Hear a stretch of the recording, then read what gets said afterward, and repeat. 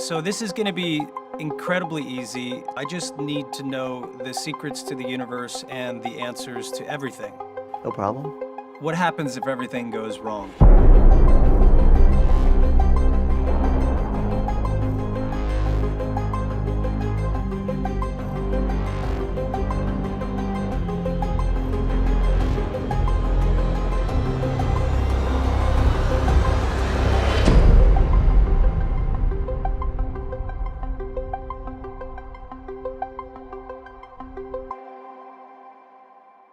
I was speaking to someone who I think we both know, Elon Musk, and he was talking to me about the importance of not finding the right answer, but asking the right questions. What is the right question? One of the big questions is whether technology is going to end up being our friend or end up being our enemy. There are people, including Elon, who talk about a singularity in which suddenly the machines, the robots, the artificial intelligence surpass us, realize that they don't need us anymore, and that they will create their own universe, and in some ways humans will be made redundant. It would be really weird in an existential way to think of an Earth without humans or human intelligence. But that's what happens to species. They eventually become extinct. Maybe they have a good run of 200,000, 300,000 years, but then they go.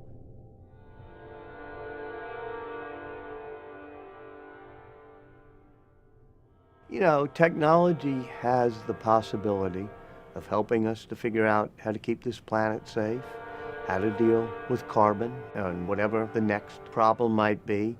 It also has the potential to create new weapons of war, to change the way we fight wars. It will be only as good or as bad as we make it. How can we get to the future that we all dream about having? I think we're getting too uptight as a society on issues that we don't fully understand, and it's as if we're fearing technology more than embracing it. In fact, despite what some people are worried about, I'm worried it's going too slowly. I don't know why my phone doesn't do voice recognition perfectly, totally understand what I want, and is able to, when I say what's happening with the Saints, know I'm talking about a New Orleans football team and not canonized do-gooders from centuries past. Ada Lovelace in the 1830s wrote about how it was important to have human creativity and machine processing power seamlessly joined together. We're still marching down that process, and it's been about 200 years since we've had great industrial revolution machines, and they're getting more and more intelligent, and I just hope we can speed that up and learn to work with our machines better. Do you think that we need to become an interplanetary civilization in order to survive? I think it'd be cool. I think it'd be cool to go to Mars. I think it'd be cool to settle other planets. Not just because we may need to escape the Earth, which I'm not sure is the biggest problem, but we would learn how to live in different environments. We would learn how to adopt. And that is something that is so distinctly human. We're learning machines. We get to adapt. We get to figure out how to do things. And it only happens when we push ourselves. When a John Kennedy, exactly 50 years ago says, all right, we're going to send a man to the moon and return it. That helped push things. We don't do that much anymore. We have a government that's somewhat paralyzed. Why? Google, it was a group of graduate students who were being funded by the National Science Foundation to understand information technology. The internet, it was funded by the Pentagon. The first computers, the first transistors, the first microchips were all done because our government dreamed big. Nowadays, we can't even get an airport fixed. We have air traffic control systems that are far less advanced than my iPhone. So we have a government in this country in which we can't dream big and say, let's figure out the next scientific advances, the next basic research we're going to do. So that's the big danger I see with the United States government. Around the world, the problem is totally failed governments. I do worry about that, and I hope that in the next election cycle, people of good faith just take back power and say, let's not have a government that's totally dysfunctional.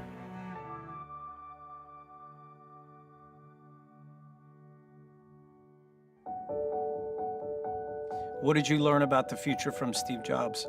Steve Jobs believed very strongly that the future belongs to those who can connect art with science, those who stand at the intersection of beauty and technology.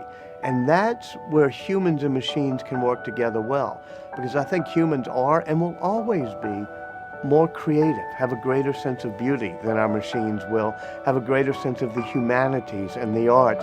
It's why the humanities and the arts are so important. It gives us empathy for other people. It gives us creativity. And what Steve Jobs understood so well was that the true value comes when you're a humanities person and you connect with engineering, when you're an arts person and you connect with science. Technology should be there to give every person an equal opportunity instead of increasing this divide between the wealthy and the poor. At the moment, we're seeing that divide increase. Technology could say every person has equal opportunities, equal chances, can have a decent living. And I think we have to use technology to make sure all of us participate in a revolution that creates a stronger economy instead of leaving people behind the way we're doing now.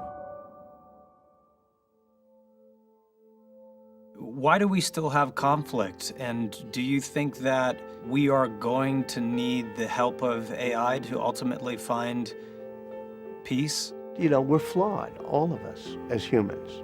We have aggression in us. We have jealousies in us and rivalries. We have tribal instincts, whether it's Sunni and Shia, whether it was the Protestants and Catholics in Northern Ireland, whether it's tribes that feel they have to use aggression in order to assert themselves. How do we get over that hump? It's not easy. We haven't figured it out. There is hope that technology, by bringing us together, by allowing us to share ideas, can give us more empathy, just like art gives us more empathy. If you have empathy for the other tribe, the other person, you're far less likely to ever get into a conflict. At its best, technology and art can both promote that.